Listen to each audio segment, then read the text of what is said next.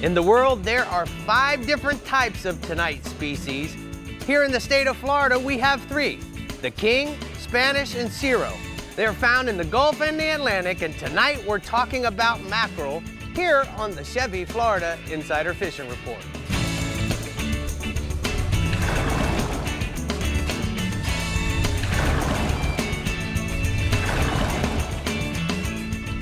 Welcome to the Chevy Florida Insider Fishing Report, presented by Yamaha.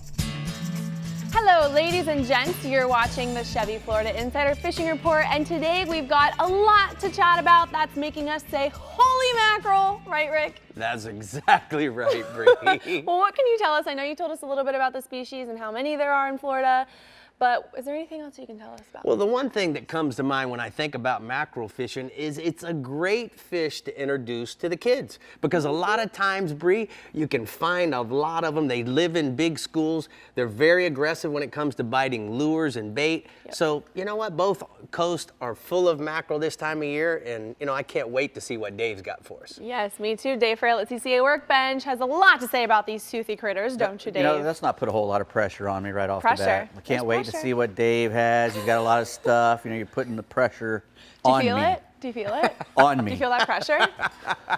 We're putting it on you. No, we're talking about Spanish mackerel. I've caught a lot of them, so I used to hop on the rocks a lot when I didn't have a boat. And still do, actually, so I like doing it. And awesome. That's how you catch the Spanish. We're going to say hola to that. When we Hola. Hola. All right, well, let's get right to it in the Flagler Construction Equipment Northwest region with Captain Jeff Hageman with the King Mac Attack. Let's get to it, Jeff. Spanish mackerel can be found throughout my entire region. They can be found from most shallow water grass flats to offshore reefs and wrecks. Many of the fishing piers, like the Sunshine Skyway, hold large concentrations of bait fish that in turn will also hold plenty of mackerel in the area.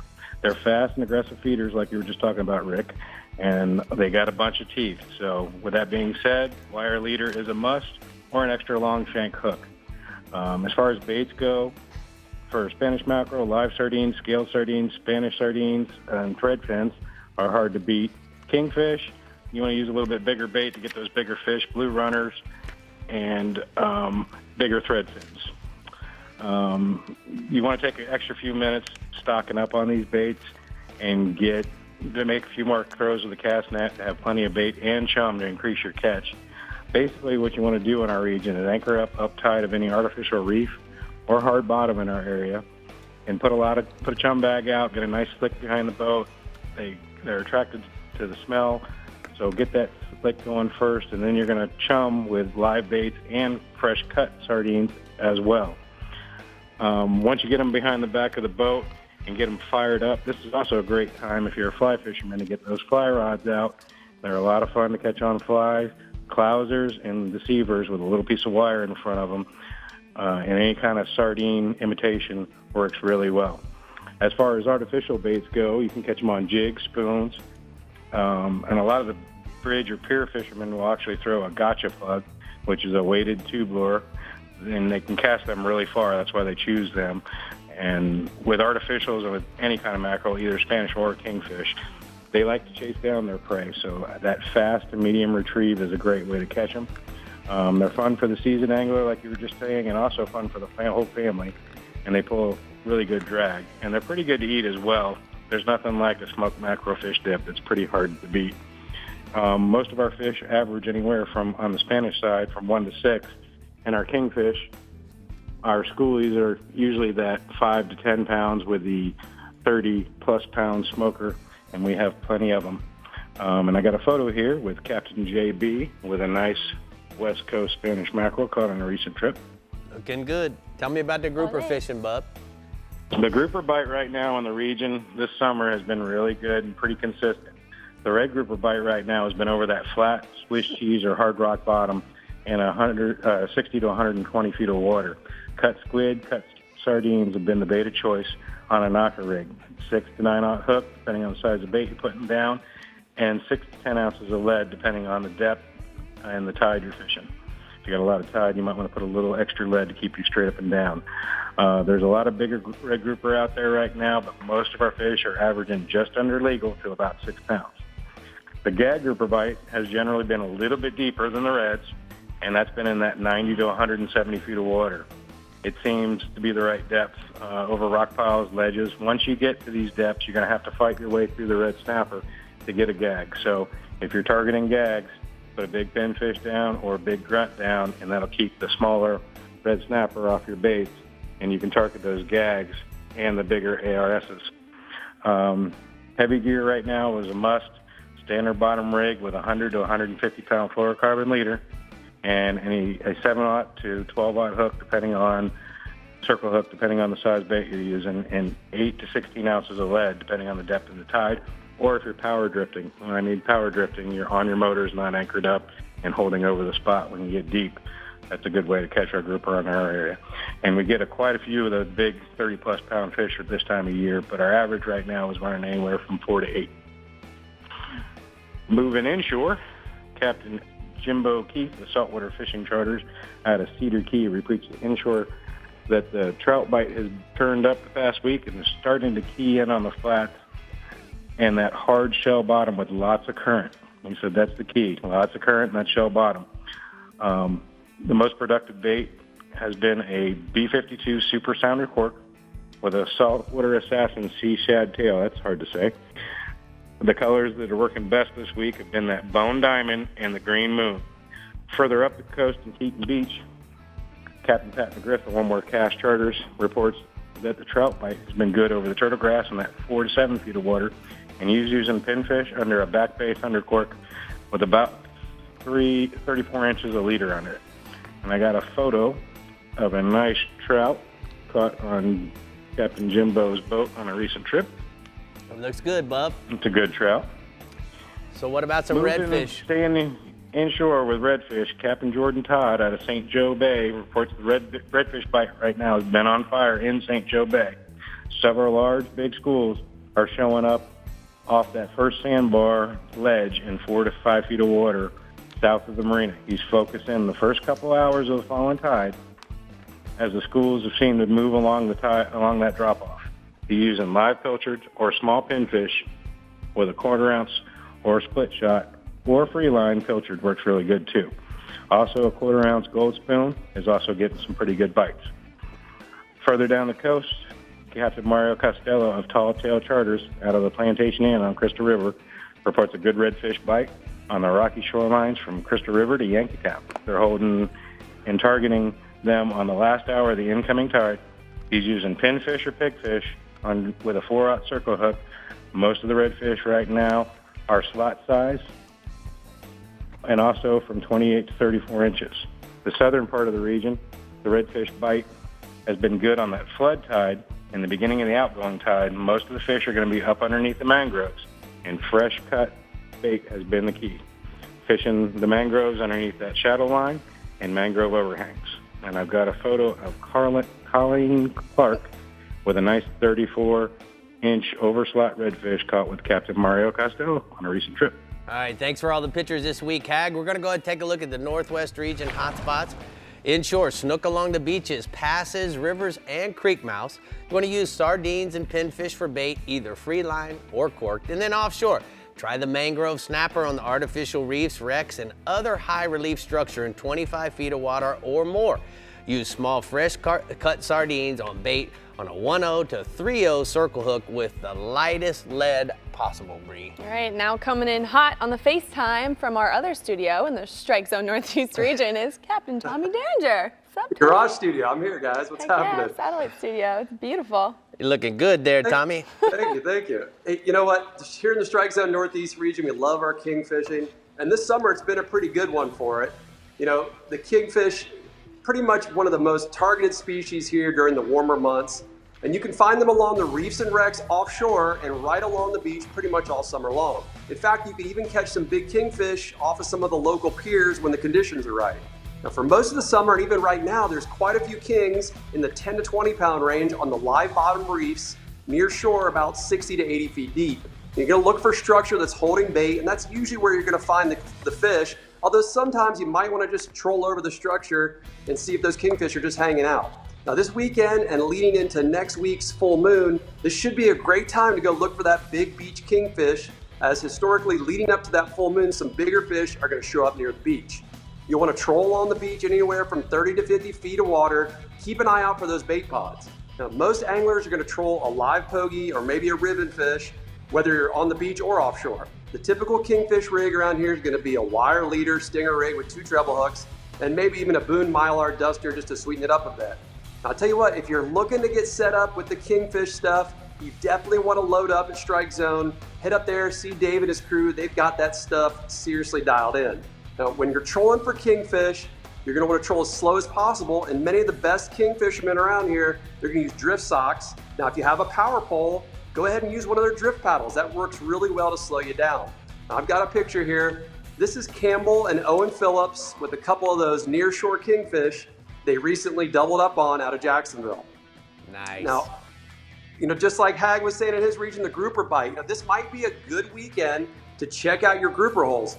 I spoke with Captain Billy Hunsicker from Endless Summer Charters, and he tells me he's been catching some nice red and scamp groupers the last few days. He says the main reason he's catching those guys is he's finding some great bait in the way of goggle eyes out there at 9 Mile Reef. Billy says those reds and scamps, they really love to eat those goggle eyes. Now, he's fishing pretty deep in about 170 foot of water, and he's targeting smaller pieces of live bottom and ledges. So if you're on the hunt for a grouper this weekend, make that stop at 9 Mile, load up on some of that grouper candy. Now, moving inshore, we've got an awesome redfish tide this weekend. In the last week, there have been tons of these small to medium-sized finger mullets showing up throughout the region. But that means that the redfish are going to be eating those little guys, and it also means it's time to bust out your topwater plugs. Now, if for some reason you haven't fished much of the topwater this summer, don't miss out. Get out there. This is the time to do it right now. My clients have been doing really well with that Rapala Skidder V. It mimics those finger mullet perfectly. The high outgoing tide we have first thing in the morning this weekend, it's going to be a great tide to fish the grass and the oyster bar edges throughout the region. Just look for the schools of mullet getting chased, fish areas like Mill Cove in Jacksonville, Guana River in St. Augustine, and the Pellicer Flats and Palm Coast. They're all loaded up with those finger mullet, and the redfish are going to be chasing them. Now, the bite does seem to taper off as the sun gets up, so get on them early if you can. And I got another picture here. This is Lauren Dunn with a really nice redfish she recently caught with me in St. Augustine on one of those topwater plugs. Nice photo, now, Tommy. Another really cool thing that's going on right now, and I'm pretty excited about it, the tarpon have showed up in really good numbers this week in all the inlets, along with some really big schools of mullet. That mullet run's starting pretty early. St. Augustine and Matanzas inlets on the early morning outgoing tide we have this weekend should be a great time to find those tarpon rolling and busting bait. Sometimes it can be a little tough to catch those fish, but if you find an area that they're feeding in, just free line a big live mullet or a pogie, and you're usually going to get some hookups. Now, this morning, they were busting everywhere in the inlet in St. Augustine, so your chances are pretty good right now. The tarpon are still hanging out behind the shrimp boats and the pogie pods along the beach as well. Again, just free line or float a live bait. That's going to be your best bet. I like to use a 7 to 9 aught 7385 model VMC circle hook. That hook's really good for those tarpon with a 6 to 8 foot, 60 to 80 pound fluorocarbon leader. Now, there's some big tarpon around right now. We had one on this morning that was about 100 pounds. And speaking of 100-pound tarpon, I got one last picture here. This is Captain Matt Chipperfield and his clients with a big tarpon they caught behind a shrimp boat in about 55 feet of water out of up there in Mayport in Jacksonville. Man, Tommy, what a great report. Just as always, Bree, a lot of great photos. I love seeing you had the mixed bag. You had kids, you had wives, you had dudes. I like it, man. We got to mix it up, man. Yeah, the VIP. You're the VIP of the show so far. You get the crown, as they say in our office. Okay. We like all right, guys. here. Thank you. All right, bud. We'll see you later. Okay, we're going to go ahead and take a look at the Strike Zone Northeast region. Hotspots inshore, redfish on the topwater plugs. First thing in the morning along the grass lines in Mill Cove and in Guana River. Target the concentrations of finger mullet to find those redfish. And then offshore, red and scamp groupers in 160 feet and deeper out of St. Augustine. The target is small live bottom and ledges with goggle eyes. Well, the Central West region is in the spotlight up next, but first we're taking a look at some rigs and techniques with Dave Farrell at the CCA Workbench. Ain't that right, Dave? That's right. We're going to talk about fishing with a gotcha. Oh, a gotcha. Gotcha catches everything, even you, if you're not careful. All right. We gotcha. Be We're not careful, going everybody. away. Be Gotcha. careful. We are. We'll be right back. The Chevy Florida Insider Fishing Report is brought to you by Chevy, find new roads. Yamaha, reliability starts here. Contender Boats, performance through innovation. Daiquiri Deck, Sarasota's favorite place to meet. Q-Max, maximum saltwater protection. And Sea Sucker, get pumped.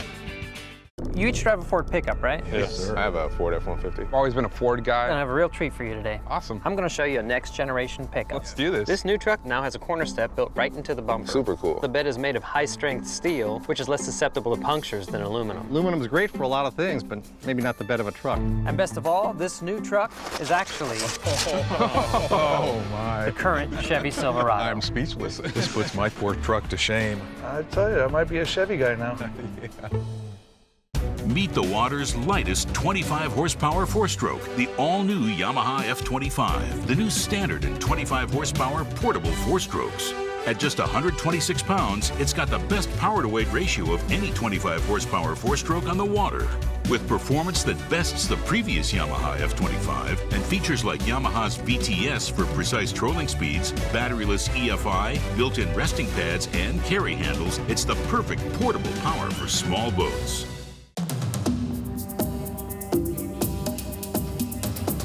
It's one of the most ancient forms of hide and seek known to man.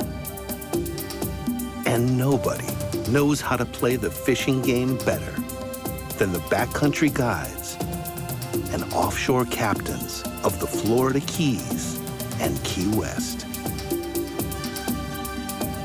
Ready or not, here we come.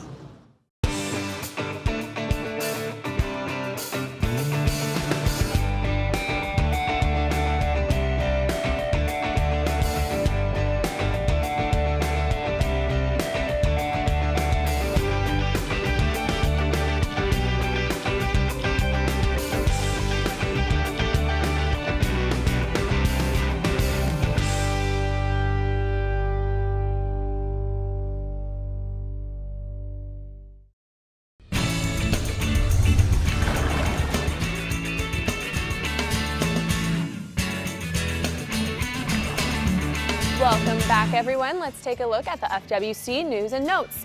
September 9th, there's a PS boating course in Peace River, and September 16th, there is a women's saltwater fishing clinic in Jacksonville. For more information, visit myfwc.com. But now, let's head to the CCA workbench for some rigs and techniques.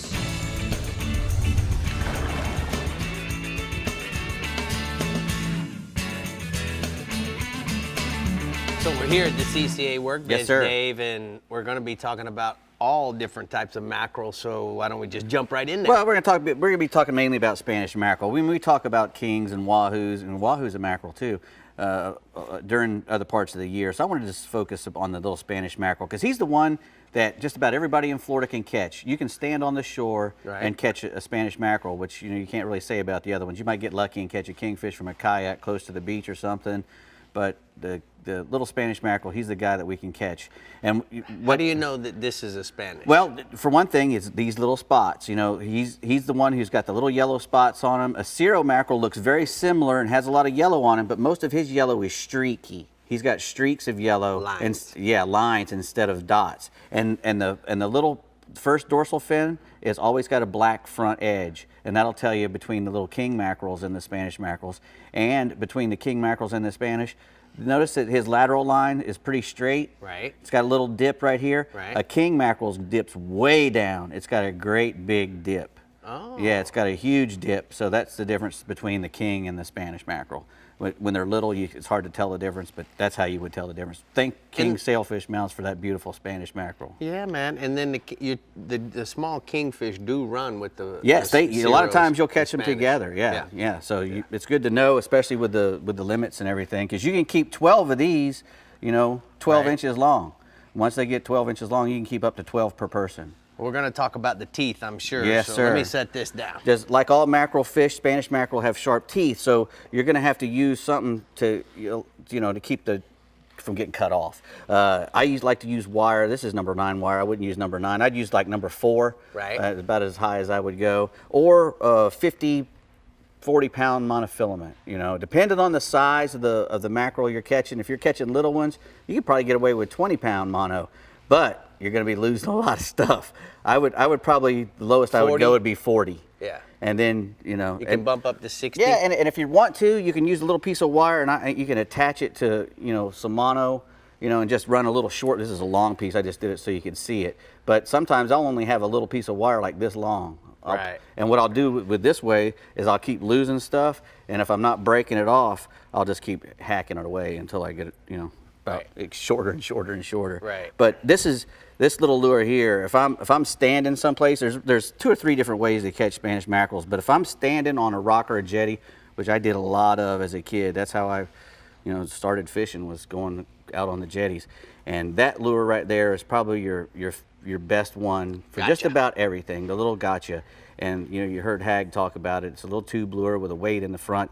Thing jerks all over the place, and you can do it in different ways. You can cast a long way, and you can cast it good ways out there and bounce it on the bottom, or you can just cast it all the way out and wind it and just wind. It has a real tight wobble. Right. You want to use a spinning reel usually because you want speed. Spanish mackerel like small things that are moving fast, and that's why we use all these little things. Like little spoons, the diamond lure, the Clark spoon. For if you're really wanting to catch a bunch of them and you start trolling to catch them, once you find a big concentration of them, you start trolling little Clark spoons and stuff through them. These little, with the different little colors, or just plain. Right. The Spanish will love those things. And once you go through there and you catch one on a spoon, you just keep hammering that spot, and you'll see them moving. And a good way to spot them, the spot Spanish mackerels, is look for the birds. When you're going up and down the beach, you'll see all these little birds coming down to the top of the water. What that is those big schools of Spanish and bluefish, which is also another good reason to use that wire. The Spanish mackerel and the bluefish will run together as well. And if you start getting into the bluefish, you're going to lose some junk as well. This is a jig. This is actually like a big sabiki rig for mackerels. So when you get into them really thick, you put a weight on the Correct. one end. Just like a big sabiki.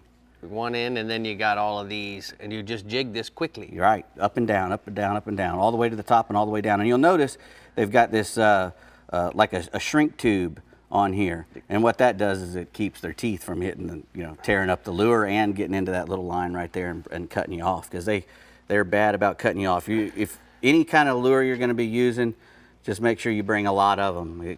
Because you have to keep going down sometimes. The more you catch, the lower leader you got to use. You keep getting down smaller and smaller leader until you're losing a lot of stuff, and then you got to go to live bait. Pretty work over here, man. Thank you so worries. much. I never knew so much about the Spanish mackerel. Oh, I'm just talking. Talk. All right, well, we certainly had a great time in the StarTron Central West region at Daiquiri Deck last week, where your captain, Jeff Page, and I had a wonderful impromptu day of fishing, and we caught just about every species under the sun. So thanks for taking me out, Jeff. Oh, you know it. Real quick, before I get started on my report, major prayers to all the Texans affected by Harvey, and I hope that all of our captains on the Texas Insider Fishing Report are up and running as soon as possible. Anyway, getting to my report, as you know, in the StarTron Central West region, there's no shortage of Spanish mackerels, nor of ways to catch them. Probably the most popular way, or the way a majority of the fish are caught, are offshore in the Gulf of Mexico, anywhere from a few hundred yards off the beach to 7 or 8 miles out. And it all starts with what Dave was just talking about, finding birds and bait schools or structure that's going to hold bait that the mackerels are going to hit. And then you want to set up. You can either, a couple different ways, you can drift through there and cast lures, or you can anchor up or spot lock with your trolling motor and start chumming live bait to get them fired up. Or, like I said, you can troll spoons or small lip plugs like X-Wraps in and around the area. And like Dave was talking, a little piece of wire doesn't hurt. And I got another little trick Johnny Walker taught me. If you don't have any wire and you keep getting cut off and you're using live bait, a long shank 1/0 or 2/0 hook will work like a piece of wire, because of that shank on the hook serves like a piece of wire on up to your mono. So that's just a little secret trick that probably you know, Rick, but I went ahead and told the people. Another way guys catch them are in the Skyway bridge area, the Skyway Pier area, all up in the deeper grass flats in the bay. Again, look for the bait. You're going to find bluefish, sometimes sharks, even cobia mixed in with this. And I've got a real nice Spanish mackerel photo tonight of Tampa Bay's own Captain Billy Miller. All right, bub, tell me about the permit fishing. The permit bite, that we had a few days of rain, but it's back to normal. It's a little bit of a swell in the Gulf, but still optimum conditions for permit fishing, and guys are doing it throughout the entire region from Boca Grande to Tampa. What they've been doing is getting out there early and setting up on their area and staying off the area, not anchoring or spot locking directly over it, but keeping their boat a good 100 feet up current or upwind, depending on how strong the wind is, of your reef or wreck or whatever the structure is that the permits are holding on. And then you want to cast your crab, smaller pass crab, free-lined, down current, downwind, and let it sink slowly. And if it doesn't seem to be getting down to the fish, a small little number 6 or number 8 split shot weight on 30-pound fluorocarbon with a 3 or 4 light wire circle hook will get the job done.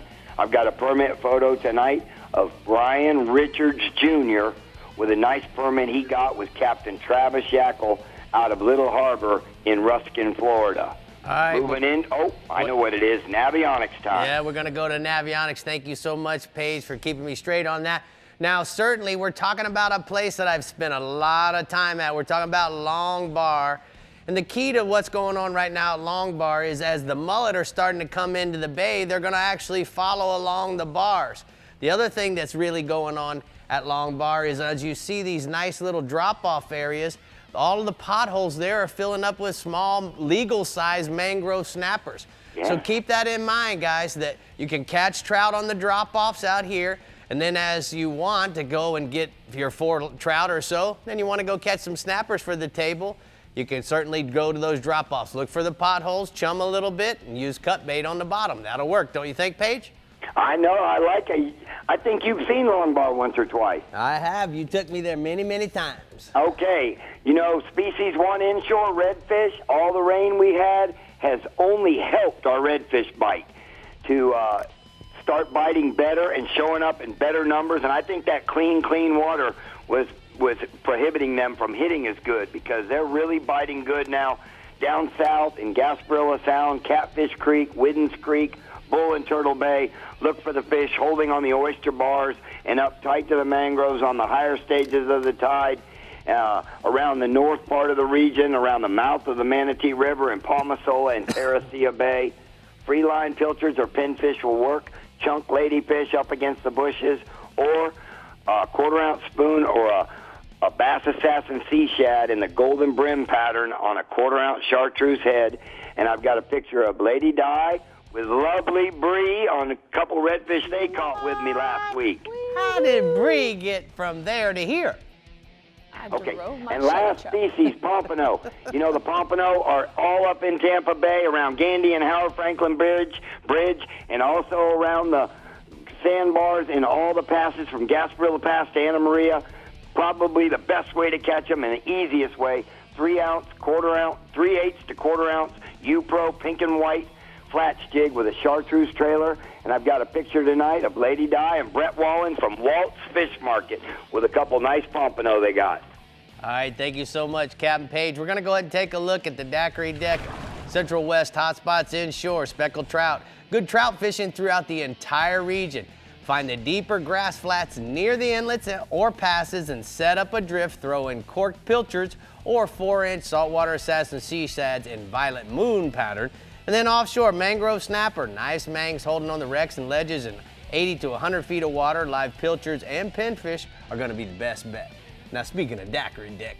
That was fun. It was fun. Thanks, everyone, for coming out. It was yeah, awesome. Man, I love meeting everybody. Some people drove hour and a half. I know. It was great. So awesome. All right, well, we've got a lot of water to cover, so we're fishing in the Central East and Southwest regions next, only on the Chevy Florida Insider Fishing Report. We'll be right back. The Chevy Florida Insider Fishing Report is brought to you by Bass Assassin and Saltwater Assassin, the best lures, period. Blue Water Outriggers, everything for your outdoor adventures. The American Fishing Tackle Company, precision tackle and performance clothing since 1958. Best parts, best prices. Bennett Auto Supply. Costa Sunglasses. See what's out there. And Casa Vieja Lodge. 5-star angling in beautiful Guatemala. I'm Captain Rick Murphy, and I'm a life member of CCA. Why am I so involved with CCA, you ask? Because I want our fisheries to be in better shape for my kids and their kids. CCA is working to ensure the future of recreational fisheries and the rights of recreational anglers. The future of fishing starts today with you. How do you want to leave things with your kids? If you're like me, you'll want to make the right choice and go to joinccaflorida.com right now. As close as you're going to get to a sure thing for catching billfish is Guatemala. They're here, man. This has been a 20-year run, buddy. These things haven't left. There's no cycle. When it comes to sail fishing, this is the real deal.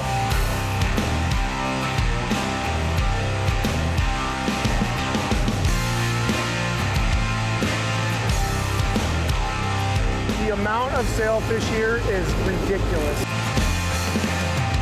You each drive a Ford pickup, right? Yes, sir. I have a Ford F-150. I've always been a Ford guy. I have a real treat for you today. Awesome. I'm going to show you a next generation pickup. Let's do this. This new truck now has a corner step built right into the bumper. Super cool. The bed is made of high-strength steel, which is less susceptible to punctures than aluminum. Aluminum is great for a lot of things, but maybe not the bed of a truck. And best of all, this new truck is actually Oh, my. the current Chevy Silverado. I'm speechless. This puts my poor truck to shame. I tell you, I might be a Chevy guy now.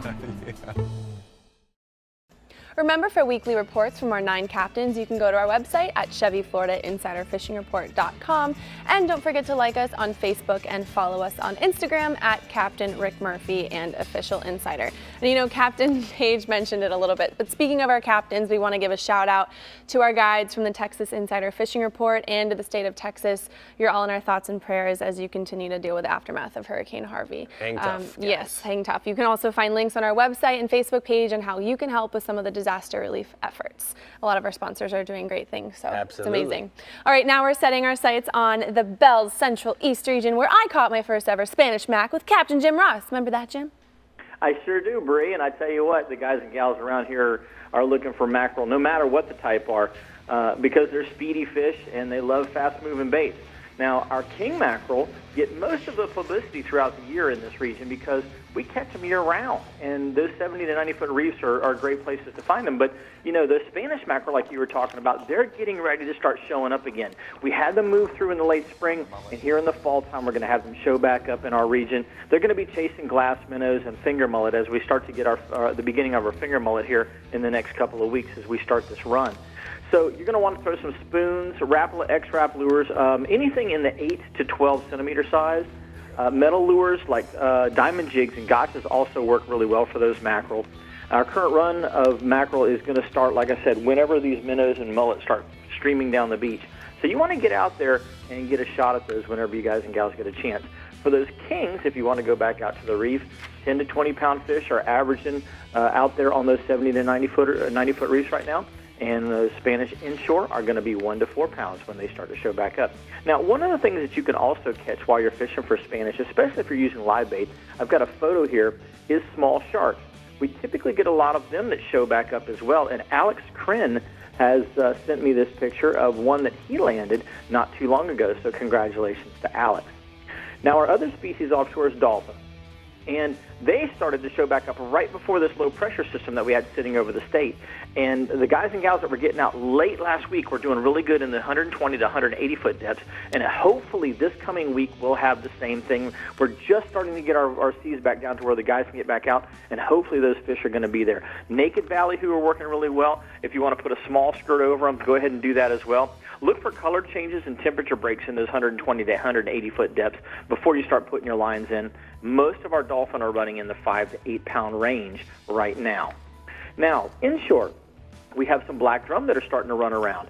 The schooling fish are up in the Mosquito Lagoon, as a matter of fact. Anywhere around the Clinker Islands you can find them, they'll show up. The sandbars through the middle portion of the Mosquito Lagoon as well. Those outer bars, you'll see them moving up and down those in groups of 20 to maybe 80 fish in a group. Now, they will hit live baits like shrimp and cut crab or small fiddler crabs, but when they're moving, they'll hit things like the saltwater assassin 5-inch shad.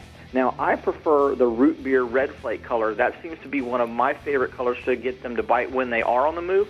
Or the golden brim color also will work at times. So when they're moving from one spot to another, just remember, don't try to catch them with live bait. Try to go with the artificials. You're going to have a better chance at it. Most of our drum are running in the 10 to 15-pound class, and I've got a picture here of one of those black drum that ate one of those assassins that I was talking about. So make sure you go out there and get you some of those. Cool picture there, Jim. Tell me what else you got in your region. Our last fish of the evening, Rick, is snook. Snook is going to open up on the 1st, and I'm telling you what, there's such a buzz going on here in the Central East region. Everybody wants to get out there and invite one of those slot-size fish home for dinner this coming weekend. Now, when you're fishing at the inlets, that's the best place to find them because they're still holding on the outside. The bigger fish are still holding on those outside areas. They're not pushed back into the insides as much yet. So nighttime, dusk, and dawn is best. Rapala X-Rap lures in the size 12 and 14, 1 to 2 ounce flare hawk jigs, and also saltwater die dappers rigged on a 1 ounce jig head. You fish those near those jetties, piers, and bridge pilings. Make them look like those finger mullet and silver mullets that are starting to run through our region, and you're going to have a shot at one of those snook that are running 28 to 38 inches right now. Thank you so much, Jim. We're going to go ahead and take a look at the sea sucker hotspots from the Central East region. Inshore, snook in the inlets use live pinfish, mullet, or croakers on a sliding sinker rig and a 6.0 VMC circle hook. And then offshore, schoolie dolphin in 120 to 180 foot depth troll small naked ballyhoo or live baits near the rips or the weed lines in these depths. Oh, there's a snook buzz, you see, I in the think Central so. East region. Okay, now let's head down to the Bell's Southwest region and see what Captain Ronnie Houston has prepared for us for the weekend. Hello, Ronnie. Well, just before I get started, I know we do a show out in Texas. Really feel sorry for what's happened to those people, but it's truly amazing how everybody from all over has come to help those people. And it's truly a shame that in the time of need, how everybody can get along, and I'm grateful to see that, helping one another out. But the Spanish mackerel and the king mackerels in the region are the common ones. The Spanish are all year round, but winter through spring can be really good. Beaches, passes, wrecks, head pins, and off the grass flats, edging starting at about 3 feet and out beyond the grass flats. Bucktails, silver spoons, live shrimp, light tackle, 7-foot medium rod. I strongly suggest maybe a Kuma and Spira in the 4000 series. But on the offshore side, the kings can be caught all year round. Fall through spring is generally better. You can find them near schools, debate, and wrecks. Now, wintertime fish gather in schools. Depths of about 45 to 65 feet. A method that can be used to locate them can be trolling. Is probably the best way to do it. Large diving plugs or a planer with a spoon works the best to locate. These fish now, 1 ounce white bucktail suggested on number 5 wire. Now in the warmer months, look for schools of bait around the structure, and the best method is a live herring or Spanish sardine.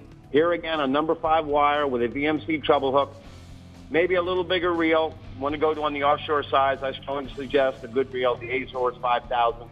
And I've got a picture of a nice kingfish that was caught in the region while fishing with Captain Mike Avanon offshore. Now on the offshore side still, the red snapper. Now guys, this is going to be the last weekend for the recreational guys to go out and get them. So I strongly recommend working from Marco to Sanibel, depths from about 140 to 170. Now concentrate on moderate weather if you have a smaller boat. Look for the fish on structure. If you're catching smaller fish, you want to keep moving around, and you want to also look for good current. Sooner or later, you'll either pick up quality fish one at a time or simply hit one spot and catch a variety of keepers. Baits of choice is going to be simply squid and cut herring have been working real good.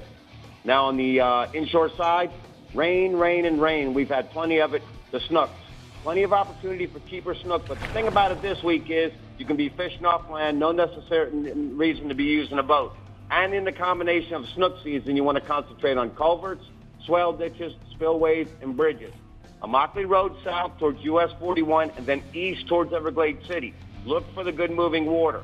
You work enough spots and have patience, you'll catch them. 3 to 5 inch lip plugs or the Bass Assassin die dappers, gold spoons, and 5-inch white soft plastic jerk baits. Day or night really doesn't matter. The key here is find that kermit coming out of those areas, and the fish are sitting there waiting in the ambush zones. And I've got a picture here of another nice snook that was caught while fishing with Captain Ty Lloyd. This is on the Outer Gulf Islands. Now, species number 2 is going to be the redfish, Caloosahatchee River towards Matlasay Bridge, either side of the intercoastal along the mangroves and high water. Now, in the lower stages, outside edges, troughs, and potholes, on the lower stages. Gold spoons, topwater walk the dog lures, and bone or chartreuse, live pinfish or cut ladyfish and mullet. This rain has really helped out. You want to concentrate if you see the mouth of the feeder creeks flowing real good. The fish will be waiting there in the ambush points too. Also, in those areas, if you got schools of mullet, should be able to get some redfish. Once you find one, they should be grouped up. So, Ronnie, I got a question for you. You know, if you're fishing by land, say where you're talking about off of the trail, you got any tricks for the mosquitoes? Because obviously this rain is certainly going to help them come out in droves. Well, I'll tell you the truth. You know what's so funny about that? I moved 2 weeks ago, and I moved into an area that I've never fished since I've lived here. I've caught some snook in some canals, concentrating on culverts, and I did catch some fish. But here's the key: with all the water flow we're having, the mosquitoes are gone because they're not nesting. When the water settles and we have no flow, you have an abundance of mosquitoes. But I can tell you right now, there are very few. With the moisture, it seems to be a little cooler at night, so you shouldn't have a problem. All right, there it is, guys. You have it from the Midnight Rider himself. We're going to go ahead and take a look at the Southwest region hotspots. Inshore, Black Drum, Indian Key to Rabbit Key to Middle Bays with plenty of oysters on the lower water using cut shrimp for those Black Drum. Look for them tailing. And then offshore, Permit, Wiggins Pass to Redfish Pass, 5 to 25 miles out, fishing wrecks using live crabs. Bree. I use this stuff called iguana oil for the mosquitoes. You've Iguana smelt it oil. before. It smells like patchouli, a bunch of, you know, oils and stuff. Yeah. All natural. Okay, well, we're gonna take a look at the Southeast region when we come back, but first, we're gonna go over to the CCA workbench with Dave. Dave, Yeah, that I stuff's smell like some jerky over there. Yeah, that stuff's like salad oil for mosquitoes. No, it's not. You put that It stuff on works. you and it. No, it works. They You do need for to, me you need to anyway. come fishing with me. Those mosquitoes are saying, what's on tonight's They love- menu? they love Sauteed it. Brie. Well, what do you have besides my mosquito I stuff have to talk some about? some cool pliers. Oh, yay, I They can't are. wait. Split rings. We'll be Giddy right up back to the with some commercials. flyers. Oh, gross. Ooh, boy, that's smart. The Chevy Florida Insider Fishing Report is brought to you by the Florida Keys and Key West. Come as you are. FWC, the Florida Fish and Wildlife Conservation Commission. Navionics, we start where the road ends. Soft Science, supreme comfort footwear. Power Pole, swift, silent, secure. Real legends, exclusively at Bell's. And Maverick Boat Group, makers of premium boat brands Maverick, Hughes, and Pathfinder. Yamaha's 4.2-liter V6 offshore four-strokes. For those that like their V6 lighter, faster, and stronger. Setting new standards for power, efficiency, speed, and lightweight. Built for the rigors of offshore boating. Packed with Yamaha's legendary reliability. And now Yamaha's 4.2-liter V6 four-strokes offer a choice between digital or mechanical controls to match your rigging preference. Yamaha. Reliability starts here.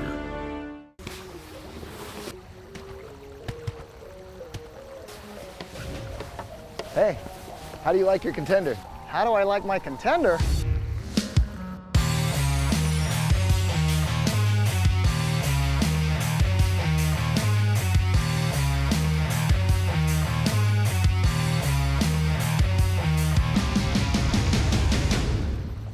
What's not to like? Dude, I just saw a contender, and man, I gotta give me one.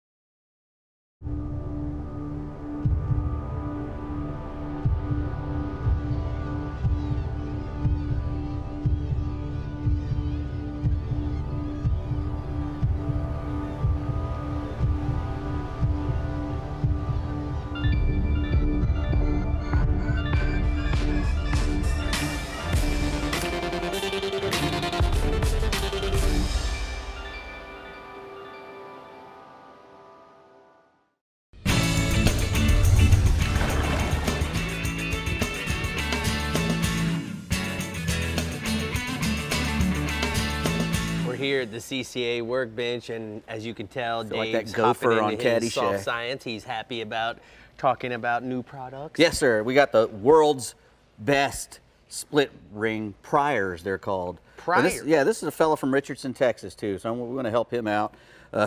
They're from TexasTackle.com, and these are high quality surgical stainless steel. You can tell, just by looking at them, really highly polished, really good. And they got this new design, this new wedge here that really opens up the rings. Ring. Opens up the rings really good. You hear us on this show a lot talking about how, oh, this plug's really good. We like to change out the hooks on them to a single. Can we do that? Can we probably give it a try? I don't have any glasses on. That's the hard part, is in here trying to see it. But that wedge is a really good wedge, and it opens. Oh yeah, see nice. It opens it up Works really good. well, guys. I mean, look at how quickly it opened that up. Can you get that, usually John? have to fiddle with it and everything, but that big 2 wide seconds. wedge. Yeah, and it opens it up ready to go. Right, and it'll come right off there. Yeah. You work that thing right around. But anyway, those are the world's best split ring priors, a standard size and a small, from TexasTackle.com. You know what I like about this? What's that? One for me, and one for Bree. There you go. None for Dave. That's all right. That's okay. No, I got big thumbnails. I use. Yes, you do. Anyway, these are the next product we have is the Storm 360 GT search bait. And what's good about the search bait? These are actually a new size. These are the smaller 3.5 inch. They've been coming into a 4.5 inch size. But what's really great about these is that they're good for anybody to use. Right. They're very simple. You throw that thing out there and just reel it back. And it's called a search bait for a 360 search bait because you can cast it any direction, anywhere, and catch fish with it. What's really cool, it comes with a number 2 VMC black hook. It has little spots on here that shows you where to put the hooks in and where they're supposed to come out, so there's no guessing with that. Right. They have a rattle head, and if you'll notice, the body and the head match together.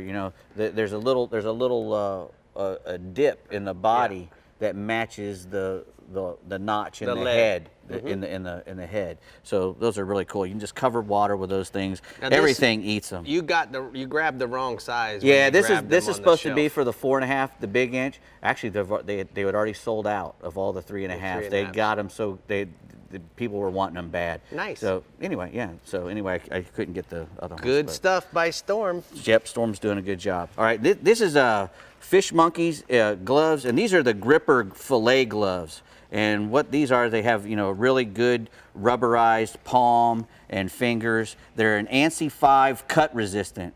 So when that's the government body who's responsible for making sure that people aren't cutting their hands up when they're cleaning fish on ships and stuff. So this is really good stuff. It's got knit, so you get really good grip on the knife, and you can guide the knife. As you can tell, they don't have a whole lot of superfluous material. Big words, Dave. It is Big a big words. word, hard to say on TV. And, so when you're using your knife, you can really do a good job with it. Quick dry, non-slip, really good fit, Fish Monkey gripper fillet glove. You grab a poon or a snook with these on, or any offshore fish, big Goliath, it's not going to leave a mark like that. And they're really good for when you're cleaning fish on a slippery table. You can get a good grip of the fish and the knife. I like the color too. Yeah, It'd be really pretty cool. for photos. Yeah, very nice. All right, right now we've got some turnkey jerky, premium beef jerky. I guess you brought this in from some fella. They sent it to us at the office. Yeah, turnkey. This guy's making it at turnkeyjerky.net. He's got 3 different flavors. That's the mango habanero. This is the blue water barbecue, and this is the original plainer. It's plain, and I like it the best, obviously, because if you turn these around, you can see. I like the plain a lot. It's very smoky. In the samples. The manganero. You don't want to touch your naughty bits after you eat that manganero because it's covered with that mango habanero hot powder, and you don't want to mess with that. So anyway, check that out, Turnkey Jerky. Last but not least, we got our Bennett Auto Supply. Lucas Oil Products. This is the Red and Tacky #2 grease. It's a lithium grease with a lot of polymers in it. It's got it fortified with anti-seize, you know, so get out to Bennett Auto Supply and get yourself some Red and Tacky #2. It'll be good for your bearings and your Jeeps and your whatever you want to put it on. You know what I like Stays about... put it where it stays. It's that's the sticky bomb that they used in, you know, Saving Private Ryan. You know what I like about this? I like the fact that if you have a seal that's broken or it's leaking, you're gonna see the red is gonna come out. Oh yeah. You know, and that's all part of maintenance throughout your trailers. Look for the red coming out. You just look for any of that red. You can also use this on your steering fittings on your Yamaha. On the chassis. Yeah, even on your Yamaha, you know. All right, Bree, let's go. Well, I'm glad you're done because now I can eat all the jerky. Yay! All right, guys, as we are all aware of the devastating effects Hurricane Harvey had on the state of Texas and the Gulf Coast, Friday, September 1st, 100% of Yeti.com's proceeds is going towards funding the American Red Cross and other participating organizations to do everything they can to give to those in need. So go to Yeti.com, get yourself a Yeti, and give back. That's awesome, guys. Thank you so much for doing that. All right, let's see what the Casa Vieja Southeast region has to offer you on the water this weekend. And to do that, we'll need our handy-dandy Captain Jimbo Thomas. Hey, and don't eat all that jerky because I'd like some No, myself. you can't have it. I want to eat it now. It goes good. It goes good with catching mackerel. But and I love beef jerky. Who doesn't? But you know, here in the southeast region, we started to see Spanish mackerel around the end of October. And the old saying when I was growing up was that the mackerel started to show up when the World Series started. But since I'm not much of a baseball fan, we'll just settle for the end of October. But the best mackerel fishing is usually out in front of any of the inlets of the region, and occasionally they will venture into Biscayne Bay, not like they used to back in the old days. They used to show up in there quite often, but it's still occasionally they show up in Biscayne Bay. Now, the best baits are small or sardines and live shrimp or jigs tipped with shrimp, and then small silver spoons also work very well. You want to use light spinner casting tackle. That's perfect for these mackerel that are usually in the 1 to 5 inch. And I like to use a short piece of number 3 wire leader to prevent any cutoffs because those mackerel do have some sharp teeth. And then we do have cirro mackerel. They're also common, and they're usually on the outside reef, especially in areas holding schools of ballyhoo. So about the middle of October, we start to see some ballyhoo showing up. Those cirros aren't far behind. And the way to tell the difference is Spanish mackerel have yellow dots, and the cirros have yellow dashes. And the cirros are generally a little bit larger than the Spanish, and they average in the 3 to 10 pound range. Now, staying on, dolphin fishing has been excellent in the last week with lots of boats, including the Thomas Flower, catching limits or near limits of nice-sized schoolies. The fish have been anywhere from 4 to 12 miles offshore, around anything floating, patches of grass, and also under birds. But in the last few days, it's been mainly under floaters. Now, the schoolies have been in the 4 to 8 pound range and even large, and they've been eating ballyhoo and small lures on the troll in both cut and live baits once you do find them. Now, there's been very few big fish in the last couple of weeks, but you never know when one of those larger fish is going to show up. Now, I got a photo here. This is, we had a really good day of dolphin fishing with the crew from Coastal Construction Supply couple of weeks ago, so they were happy with that catch. Now moving inshore, snook season opens on September 1st, which is tomorrow, and no, it's not tomorrow, it's next week. Got the wrong stuff here. But with schools of snook, they are in all of the inlets and are being caught on live pilchards, herrings, pinfish, and croakers that are drifted near the bottom on a Jupiter rig. Also, clear hawk jigs and soft plastics are working. All of the bridges at ICW are also holding snook. They are being caught on both live and artificial fished along the shadow lines. In both the inlets and the bridges, the outgoing tide is going to be the best.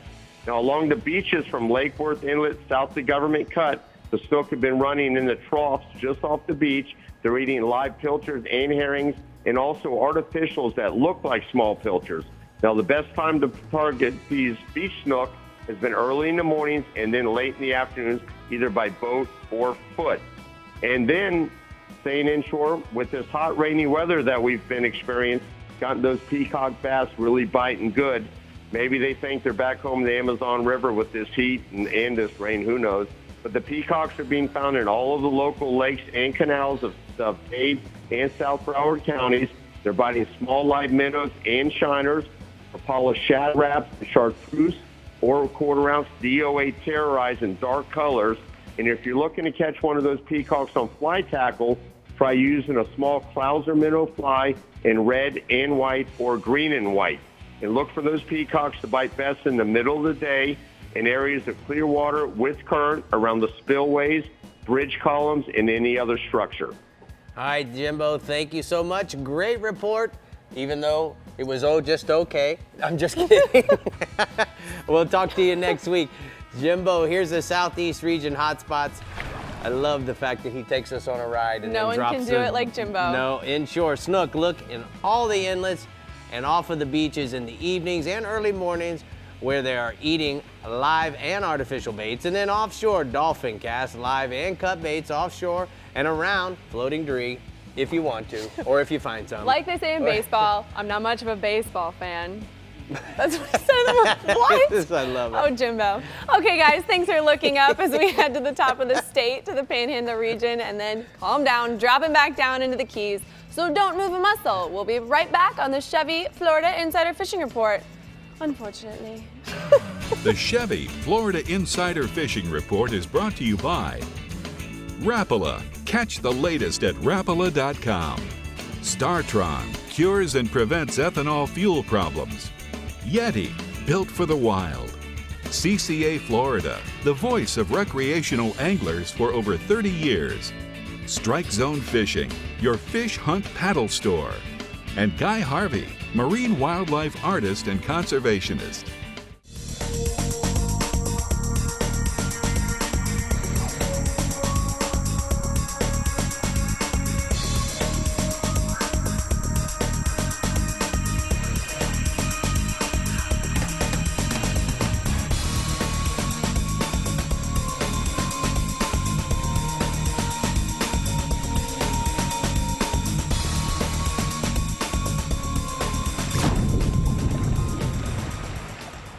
You each drive a Ford pickup, right? Yes, sir. I have a Ford F-150. I've always been a Ford guy. I have a real treat for you today. Awesome. I'm going to show you a next generation pickup. Let's do this. This new truck now has a corner step built right into the bumper. Super cool. The bed is made of high-strength steel, which is less susceptible to punctures than aluminum. Aluminum is great for a lot of things, but maybe not the bed of a truck. And best of all, this new truck is actually Oh, my. the current Chevy Silverado. I'm speechless. This puts my poor truck to shame. I tell you, I might be a Chevy guy now. Yeah.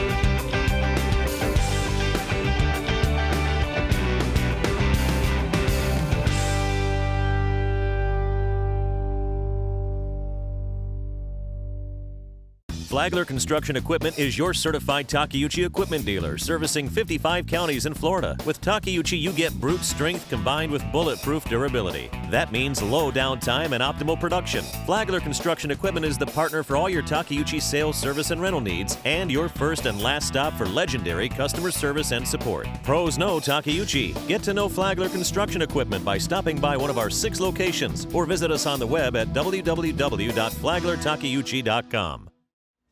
Okay, guys, you can still register for CCA Star for your opportunity to win. Come on, to win a share of nearly $300,000 in prizes just for catching a fish. There are 15 catch photo divisions, both inshore and offshore species, and all it takes is one entry in order to win. Most divisions are determined by a random drawing, so make sure your weekend catches count by getting registered and entering them in Star. The truck, Maverick, or skiff, all powered by Yamaha, are still available, plus a youth angler has their choice of a Carolina skiff if they catch a Star-tagged redfish.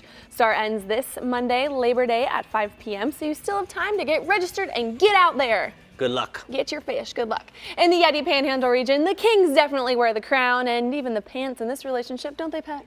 I don't know about that, but yeah, we do have We do have king mackerels up here, Bree, and they're the bread and butter fish of our 4-hour Gulf charters. They're really common, caught between May and November in our waters up here, and they can be caught as close as a second sandbar, offshore to about 200, 250 foot of water. And big kings are also caught over in Pensacola in the bay, particularly in the fall around the pogie schools. But right now, the king fishing is good throughout the Panhandle, but it's really, really good off of Panama City. I spoke with Captain Terry McGowan. He reports the bite off of Panama City is as good as it gets around the entrance buoys, over the wrecks, and also the reefs. Best bait is going to be a free line or a slow trolled herring, but a cigar minnow is a close second. The average kings in the Panhandle are running 10 to 12 pounds, but there are some big ones out there right now. Last week, Harbor Docks had a kingfish tournament. A 54-pounder won the tournament, I believe. And then there's been numerous 30-plus pounders being caught. There's a photo of a kingfish we caught this past week off of Destin using a live herring. We were fishing over one of the local barges there. So they are numerous, and they're a rod bender, no doubt. Staying offshore, the triggerfish, they're opening up this weekend in state waters after being closed for what seems like forever. And it's one of the best eating fish out there, and I know anglers are looking forward to going out there and catching some. Just about every structure in the Gulf from 65 foot of water and deeper has plenty of triggerfishes on them right now. Many places, they'll come right up to the surface as soon as you stop the boat or throw a little chunk bait in the water, or if you, like we stopped at one spot releasing a king mackerel and the triggerfish was swimming around the boat. So there's lots of them out there. Use a 2-hook chicken rig with a 1 to 2-aught circle hook. Bait it with a cut squid or a cut bait. You should have plenty of triggerfish bites. There's some big banjos triggerfish being caught right now, and released. So I expect some really nice ones coming to the dock this weekend. And then moving inshore, the mangrove snapper. Every guy I spoke to from Panama City to Pensacola reports a really consistent mangrove snapper bite right now. Around the inlets, on structure, in or near the passes. So if you're in Destin, that means the East Jetty, the West Jetty, the marina, like the old Sides Marina, the Destin Bridge. And basically that deeper water structure near the inlets are holding plenty of mangrove snappers. Use a live filter fished on the bottom with a Carolina rig and 1 to 2 ounces of weight, depending on the current. Nose hook your bait so that it doesn't spin in the current, and then use a low-profile circle hook attached to maybe 12 to 20-pound fluorocarbon. The mangroves are running 10 to 14 inches, so they're actually pretty nice-sized bay mangroves. And then finally, inshore, the speckled trout. It's pretty late in the summer for the trout fishing to be good, but right now over in Pensacola, it is good. I spoke with Captain Eddie Woodall, Full Net Charters, and he's impressed with the quality of fish being caught and also the numbers of fish being caught.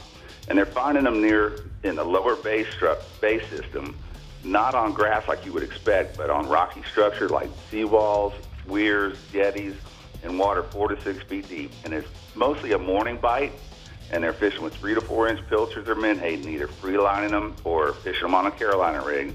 And Captain Eddie says they're catching their limit of keepers just about every day. They're throwing in a handful or so of big Spanish mackerel as well. So that's a pretty cool thing going on. So, Pat, I got a question for you. You know, in your region, which we're essentially talking from Apalachicola to the Alabama state line, if you want to catch a big speckled trout, what kind of advice would you give the guy that's watching? I would fish a live croaker, 4 to 6 inches long, on the bottom, maybe near some of those deeper structures like the bridges. At this time of the year, around the bridges or the jet, not so much the entrance jetties, but the structure in the bay. But a live croaker is a ticket, and the bigger the bait, the better, because it's going to weed out the smaller fish. All right, I got one other question for you. You know, we've been wanting to do a pompano show, and I know you guys get great runs of pompano. When would be a good time for us to come do a pompano Sportsman's Adventures? Possibly October, November, when all these fish start moving back south. We've had some really good bites at that time frame with the north wind right up on the beach. There are schools of fish heading back to the east. And then the alternative would be the springtime rig, that early April, right around the full moon, or as those fish start coming up. So either spring or fall, you know, the windows here, October, November, or late April, or April, late May. All right, give our love to all those girls in your house. We'll talk to you again next week. Thank you so much. We're gonna see the blue water outrigger hotspots from the Panhandle region. Inshore, fish structures near the inlet with small live baits for mangrove snappers. And then we're gonna talk about triggerfish on 2-hook rigs and red snappers on live baits. Be sure to stay in state waters, otherwise you might get in trouble by the man. So we want to go pompano fishing? Yeah, pompano. That's what I'm getting from that? Yeah, man. Okay. You ever had pompano in a bag? No. Oh, that's the I way they haven't. cook them. They put it in a brown bag. Oh, So good. I'll tell you about it during the commercial break. So good. Okay, Captain Randy Tao seems to be the king of the Keys Castle. So, Randy, tell us what's biting in your kingdom for the weekend. Hey, good evening, fish fans. You know, we're talking about mackerel, and we really don't have a lot of them right now, but our mackerel bite starts with Spanish mackerel and Cero mackerel that we catch in the bay and out on the edge of the Gulf, and also on some of the patch reefs on the ocean side. And these are fish that are going to range from 2 to 6 pounds. And the mackerel, they're pretty cooperative. You want to use a live shrimp or a small pilchard for best results for these. And oftentimes out in the Gulf, if you've got a really good mackerel bite going, hook one of those mackerel on and throw it out, and you'll be surprised what eats it. Because a lot of times those big kingfish are with the mackerel schools, and we'll catch some really big kings on those Spanish mackerels. So something to keep in mind. And when we're talking about kingfish, we have them in the Atlantic. We have them in the Gulf of Mexico as well. And around our area in the Upper Keys, we live bait fish for them with speedos or pilchards or goggle eyes in the kite, or we're slow trolling over structure and on the edge of the reef. And we get a pretty good bite of kingfish. Not the giant ones like they do in Key West, but we get our share up this way. Now, if you want to take kingfishing serious, Key West is one of the best places. Captain Robert Trossett, with his boat, the Spindrift, out of Key West, is one of the best at finding kingfish with light tackle and fly rods. And they can anchor up on structure in shallow water, and they chum with pilchards, and they get these big kingfish going. And it's really a sight to behold. We don't really troll like they do up the coast where you use wire lines and planers. It's all about live bait, and Captain RT really knows how to do it. He's got several world records of kingfish from his region, and I've got a photo of a big kingfish he caught recently, and I've also got a photo of Scott Reed fishing with me up here with a nice king. Nice couple pictures there, Randy. All right, what else you got for us offshore? The blackfin tunas are biting pretty strong. Now it's condition driven. We're in that circle right now where the conditions are good. Last week we had a lot of stormy weather and overcast, and the tunas are biting. They're still biting right now, and they're on the offshore humps, Islamorada and Marathon especially, and you can get out there early in the morning and troll. What I like to troll are the black eels or the pink eels, real slow, and you can troll dark feathers way behind the boat, and you're going to catch plenty of tunas for dinner for sure.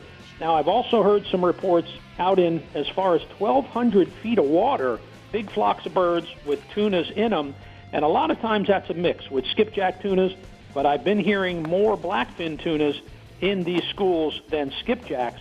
So you want to keep your eye out for the big flocks of birds, and you want to fish these offshore humps, certainly early in the morning and late in the afternoon. If it's bright sun, if it's an overcast day, you can get away with fishing them during the middle of the day.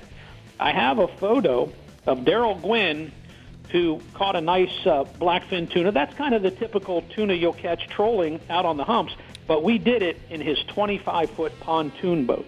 That's awesome, man. Say hello to Daryl for me. Thank you so much for sending that picture in, Randy. Let's go inshore, bud. You know, the bone fishing still remains really strong. Guys are consistently getting into them every day, and this is how it used to be. Years ago, August, September, July, those were great months to find bonefish. Now, they're not real big. They're kind of medium size right now, anywhere from 3 to 5 pounds. And every now and then you'll get an 8 or 9 pounder, which used to be very common. But there's plenty of them around, and most of the guys like an incoming tide, and that's the water moving from the Atlantic into the Gulf. Now, if you're fishing down in the lower Keys, the tides may be different, so you really want to pay attention because the tide is critical when to be on top of the flat when these fish are moving to find them.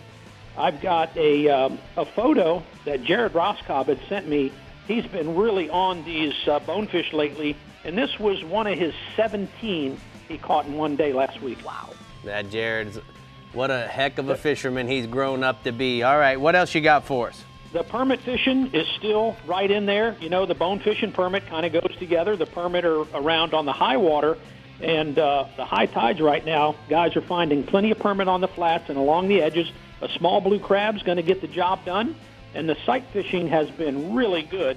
Captain Richard Black, a young up-and-coming guide out of the Lorelei, I see him every morning when I'm putting my boat in. He's telling me he's having great success with permit close to home, and he's catching some nice ones.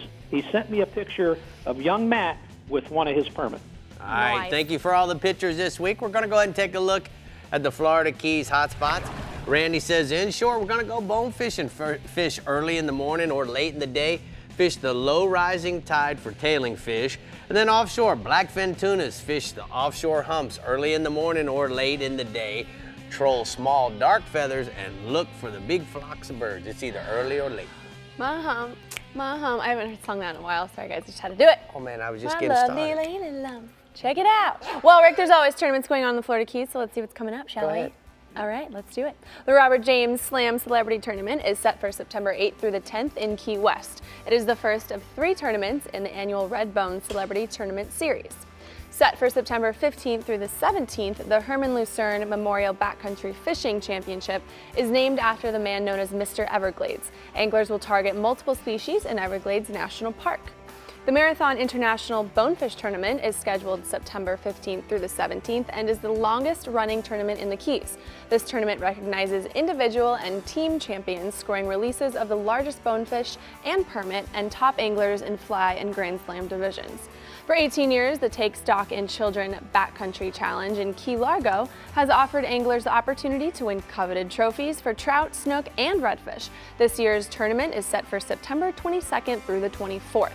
Now we're going to check in with Andy Newman and see what featured tournament he has for y'all this week. Andy? Well, hi guys. The Robert James Bay Bone Celebrity Tournament is set for October 6th through the 8th at Pelican Cove Resort in Alamorada. In the second of 3 tournaments in the annual Redbone Celebrity Series, Bay Bone anglers will target permit and bonefish.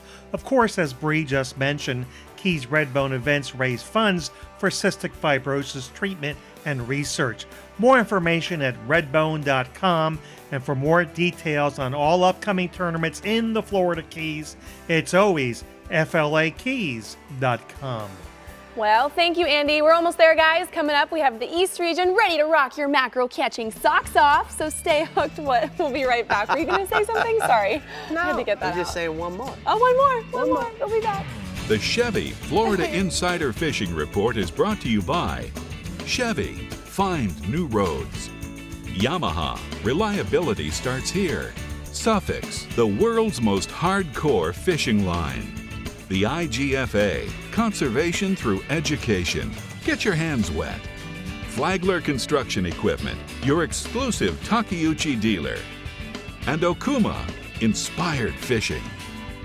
When you're moving a big offshore boat, it's all about thrust and trust. For thrust, nothing compares to the Yamaha purpose-built 5.3-liter V8 Power Pioneer. And for trust, Yamaha's new F350C model becomes the only outboard in its horsepower class to feature a 5-year limited warranty. Never settle for less than complete confidence and control in the open water. That's Yamaha V8 Power. Get the best and forget the rest.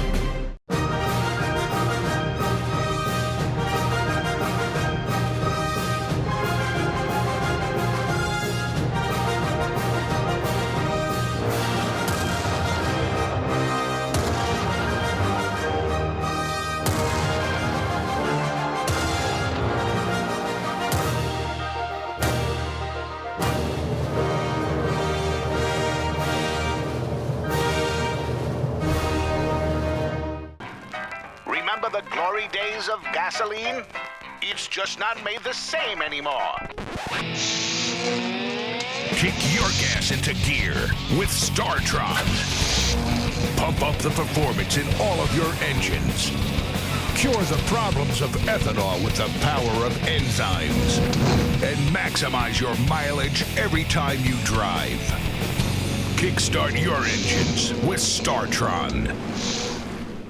You each drive a Ford pickup, right? Yes, sir. I have a Ford F-150. Always been a Ford guy. I have a real treat for you today. Awesome. I'm going to show you a next generation pickup. Let's do this. This new truck now has a corner step built right into the bumper. Super cool. The bed is made of high-strength steel, which is less susceptible to punctures than aluminum. Aluminum is great for a lot of things, but maybe not the bed of a truck. And best of all, this new truck is actually Oh, my. the current Chevy Silverado. I'm speechless. This puts my poor truck to shame. I tell you, I might be a Chevy guy now. Yeah.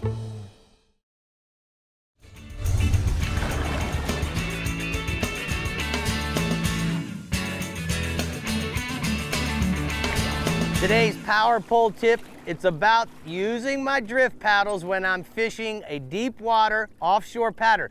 Now you guys that are in Tampa Bay, I want to tell you this is really going to change the way you troll for groupers in and around the bay on a deep water pattern. It also will help you to manipulate the speed while you're fishing for kingfish. Now, when we're fishing on the reefs and the wrecks, down in the Gulf, so many times we blow past it because we're simply going too fast because of the wind. I've noticed that I can slow down almost 1 to 1.5 miles an hour by deploying my drift paddles on an 8-foot or a 10-foot blade. So keep this in mind. It's really going to help you in keeping that up and down, straight up and down presentation, whether you're fishing 20 feet of water, 40 or even 60. It's gonna allow you to be over where you wanna fish that much longer. The drift paddles are simply the way to go. Check it out, and that's today's power pole tip. Water breaks. Good job, Rick. Water breaks. Water breaks. Okay, well, the East region deserves a toast. So, Captain Mike Holliday, if you have a Yeti or something, raise it to the best summer of kingfishing in years. I knew it was good, but not that good. Congrats, East region. Man, it is crazy. You know, the last time we had one of these El Nino years, the offshore fishing was fantastic in September and October. And this has just been one of the best summers for kingfish I can remember. And I really expect to continue. Off Palm Beach County, it seems like 80 to 120 feet of water is a magic depth. Off Martin County, the Loran Tower Ledge, the Sand Pile, the 6 Mile Reef, all those areas have good fish on them. South of Fort Pierce, the offshore bar has some great action, as does the Vero Cove north of Fort Pierce. And then there's been a bunch of Spanish mackerel on the shallow reefs off Hope Sound. So a live or dead Spanish sardine is pretty much money on kingfish, but goggle eyes, thread fins, pilchards, and mullet, all those baits will work. You can slow troll them on a number 4 wire stinger rig or drift them using the monofilament Palm Beach 3 hook rig. Look for the largest fish around the bait schools off Hope Sound and also off the North Beach condos off Fort Pierce and in the Pines areas just south of Sebastian. Average kingfish in my region is going to be 10 to 20 pounds, with fish to 40 pounds being caught. I got a photo that Brandy Metz and her patriotic friend, Miss Brie Gabrielle, they caught that 40-pound kingfish off Stewart using a live Spanish sardine, and she was fishing with Captain Alex Burgess. Now, the other bite we got going on the back of this new moon, the mutton snapper bite's been off the chart in Palm Beach County. The charter boats off Jupiter are fishing in 75 to 90 feet of water. There's been a good bite also on the shallow reefs in 65 feet of water south of the Lake Worth Pier. Off Hope Sound, seems like the best action's in that 7 to 80 foot depth of water. And then there's also been some good fish coming off the 6 and 8 mile reefs off Martin County. And then on the next full moon, we should see the fish pushing in closer to shore. So those shallow water reefs like the reef off Peck's Lake and the Sand Pile, those areas will have good nighttime mutton snapper bites. And the key to mutton snapper fishing is just to have a lot of patience and wait for that big fish bite. You can anchor up and chum, put out a grunt plug, a live or a dead mullet or a Spanish sardine or cigar minnow. You can also drift the reefs and ledges using a jig with a trailer hook and a whole ballyhoo on it or a bonita strip. That'll work just as well, and you'll get some nice mutton snappers doing that. Average mutton snapper in my regions can be 4 to 10 pounds, with fish this week caught all the way up to 20 pounds. So there's big fish in the mix too. All right, let's go inshore, Hollywood. Well, snook season opens up this week, and the fish just aren't as concentrated in the inlets as have been. The fish are kind of on the move, so a lot of times when they do that, they move out onto the beach. So look for good action out on the beach. Places like the Lake Worth and Juno Beach Piers, the Hope Sound Wildlife Refuge, Tiger Shores Beach, the South Jetty in Fort Pierce has a ton of fish on it right now, as does the Ryomar area of Vero Beach. You'll also find them on the bridges that are close to the inlets and also around the shorelines and the seawalls that are close to the inlets. The mullet are already showing up, so a live mullet or a topwater plug are going to work along the shorelines and also on the seawalls right now. And look for those high tides on the full moon. That'll really get the seawall bite fired up. On the beach, a live mullet, a pilchard, a lipless crankbait, that's the way to go. In the inlets, you can fish a pilchard, a threadfin, or a sardine, but you can also get them right at first light throwing a saltwater assassin, 5-inch shad in that copper juice color. The average snook right now is going to be 4 to 14 pounds, but there's going to be some giants caught this week. I got a photo there. That's Kevin Van Zena. He caught that big snook fishing out of Jupiter with Captain Charlie Stew, and that fish ate a live Spanish sardine. The other thing we got going, the tarpon action really picked up in the last week or so, particularly around the Crossroads area in Stewart and the mouth of Fort Pierce Inlet, and also on the beach off Vero Beach. It seems like all these fish are focused on the fall mullet run and the bait schools that are either moving along the beaches or pushing in the inlets at dawn and dusk. There's also been some smaller fish caught at night around the Roosevelt Bridge in Stewart. And, since these fish are focused on mullet, you want to find an 8 to a 14-inch mullet, free line it out behind the boat on 30-pound tackle, 60-pound fluorocarbon leader, and 6.0 VMC tournament circle hook. You can anchor up or you can sit on your trolling motor, but the real key is to use a current to get your bait to cut a wake on the surface so the fish can find it and then give you that explosive surface bite. Average tarpon in my region is going to be 70 to 120 pounds. Bigger fish and smaller fish in the mix. Before we end the show, we got to have a bass report, so go. Well, all that rain we've had, that's got the water flowing at the Farm 13 Stick Marsh Complex there in Fellsmere. Flowing water is cooler. It also moves a lot of the bait. I was talking to Captain Dean Herdman, who said the bass bite's been fantastic around the spillway on the southeast corner, as well as in the navigation channel between the Stick Marsh and Farm 13 reservoir. And you can start your day throwing topwater plugs or lipless crankbaits or elite shiners or die dappers. Any of those baits in the shad colors will do really well. If the bite slows down, go to a June bug or a black and blue colored worm, rig Texas style, and just crawl it on the bottom. And then on the days when the storms are rolling through, you can get out in the afternoon if the storms flow through or early evening and find those fish all schooled up in open water and get them to eat a topwater plug. Average bite's been 15 to 20 fish on a morning with fish to 7 pounds. But in the afternoon, if you find those school fish, it's 30 to 50 fish, and it's just a fish on every bite right now. All right, thank you so much, Mike. We're going to go ahead and take a look at the hot spots from the East region. Our Captain Mike says inshore, snook and tarpon at the South Jetty in Fort Pierce, mullet, pilchards, or 4-inch green hornet-colored saltwater assassin sea shads. And then offshore, dolphin in 400 to 1,000 feet of water off Palm Beach, covering the water with ballyhoo or strip baits, and use live mullet as a pitch bait.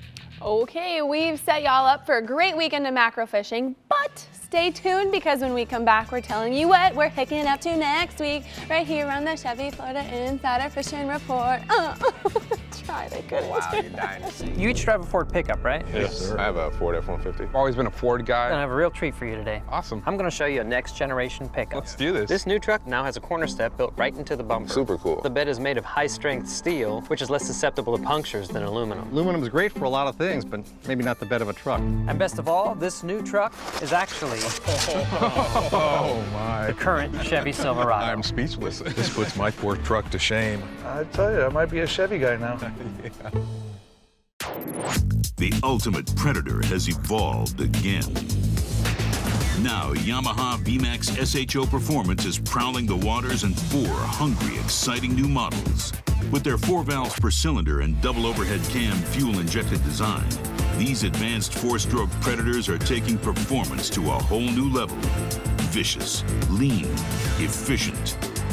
VMAX SHO. The pack is growing.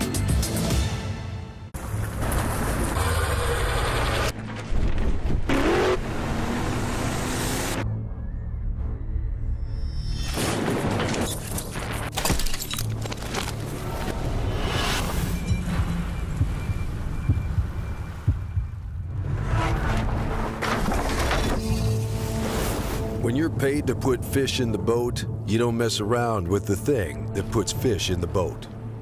always use the best line. Thanks for tuning in to the Chevy Florida Insider Fishing Report. Be sure to like us on Facebook and follow us on Twitter and Instagram to keep up with our captains, contests, and appearances. You never have to miss a show. You can find full episodes, special segments, and updated fishing reports from your region right on our homepage. Just head to ChevyFloridaInsiderFishingReport.com for everything you need to know to stay hooked up. Okay, everyone, get ready because next week we are talking about the bass. Bass. That'll be fun. Bass. Dave, I'm gonna put you on point, dog. Hey, I'm in it. Every year we bring in a Bass Pro, and guess what? You Yeah. are gonna be our guy this Hey, year. might You're as not well. bringing in anybody. Might as well bring in somebody who knows what he's talking about. Bring in the big bass. And also, Rick, this Well, week it's gonna be your bass if you That's don't right. get it done. And this week we're going. I can live with it. We're going to Islamorada. we're fishing with Yeah. our Bells winner, Yep. Paul, and Brian, his his neighbor friend Brian. I'm So going we'll to let have y'all Pictures know for you for next week. how that goes next week. That is if we catch something. We will. I pull a Jimbo. All right, guys, thanks for tuning in.